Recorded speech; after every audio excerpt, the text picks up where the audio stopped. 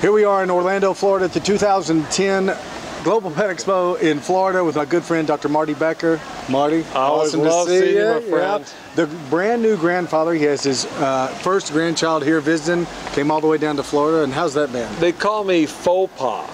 As in, I only pretend to be a grandfather. If she's acting really good, then I pick her up to get the picture. That's right, but then you otherwise can always hand her leave. back. Yeah, exactly. That's right. It's a faux pas.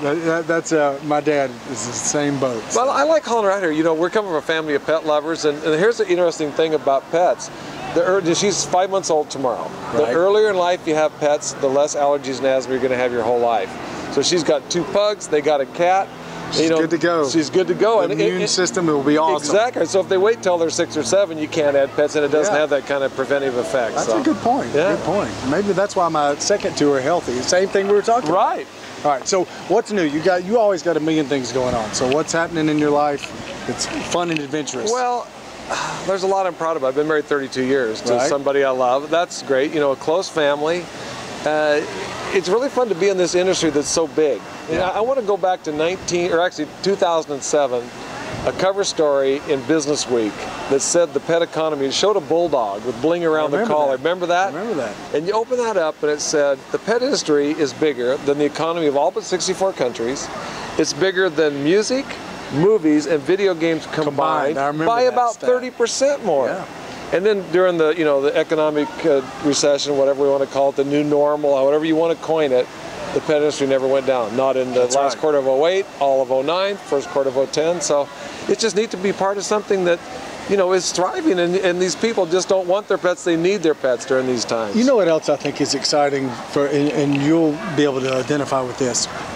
Even 4 years ago, 5 years ago especially, when you're in the pet industry, it was kind of like, oh, pet, it was when you were looking at national shows or whatever, or national media or national business world, it was kind of like that's a niche-y thing for pet lovers or something like that. Meanwhile, people didn't realize pet lovers, 70–80% of the general public. But now, after the recession, I know when I'm talking to different television executives and things like that, the pet industry saved a lot of cable companies last year, because they were the only ones left that had money that could buy advertising. So now it's kind of almost vindicated kind of feeling of that you're in an industry that now everybody finally recognizes is a very strong, economically tough industry. I agree. That's fun and interesting. If you look at this, we've seen in our lifetime though go from animal to pet to family member. Right. And I think the next thing we're going to see is life support system, cleverly disguised as a family member. So we see more things about the healing power of pets. You've got a new show coming out that's probably going to showcase some of those. I've written a book called The Healing Power of Pets that looked at the human-animal health connection. And once you see that pet directly impacts yours, our children, our spouses, our in-laws, our neighbors' health, happiness, and longevity, then I think the genie is going to be out of the bottle, and we're going to see growth that is unbridled. I agree with you. I really think that you're, in this time especially, you can lose your job, you can lose your house, you can lose your 401k, but you never lose the unconditional love of a pet.